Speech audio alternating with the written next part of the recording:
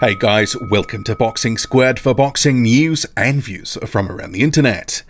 Anthony Joshua and Andy Ruiz Jr. have weighed in ahead of their fight in New York at Madison Square Garden. Some very interesting news coming out of this one. Ruiz Jr., the title challenger, coming in at his heaviest weight for 5 years. 268 pounds on the scale. So that, by comparison, is 6 pounds heavier than his most recent fight against Alexander Dimitrienko in April 20, and also 13 pounds heavier than his first title challenge in 2016 against Joseph Parker. And I know some people are going to be quick here to jump on him and say, actually, this is a bit of a joke, he's a mess, he's not taking it seriously.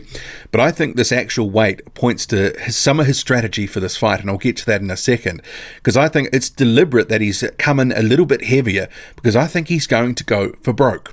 But Joshua, meanwhile, he was 247.8 pounds on the scale, almost 3 pounds heavier than his most recent fight against Alexander Povetkin, and his heaviest weight for 2 years. But he's been sort of rolling around this 242 to 250 pound range for the past couple of years. So it's not too far away from where he's been. And I did think he was going to come in a little heavier based on some recent photos like this one, where he did look a little bit more bulky.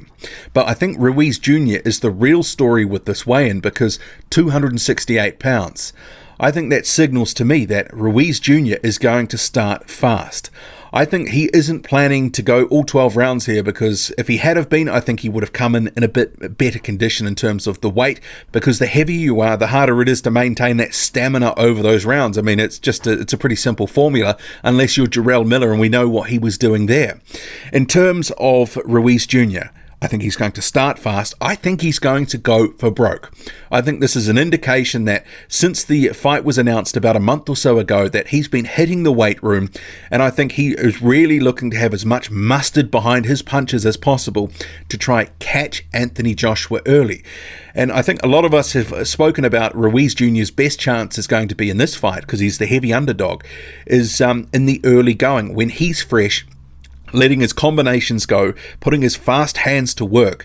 And I think the objective here is to try stop Anthony Joshua in those opening rounds. For Joshua, I think the equation is going to be simple in this one. He's the taller man, he's got the height and the reach, 8-inch reach advantage, about 4 inches in height.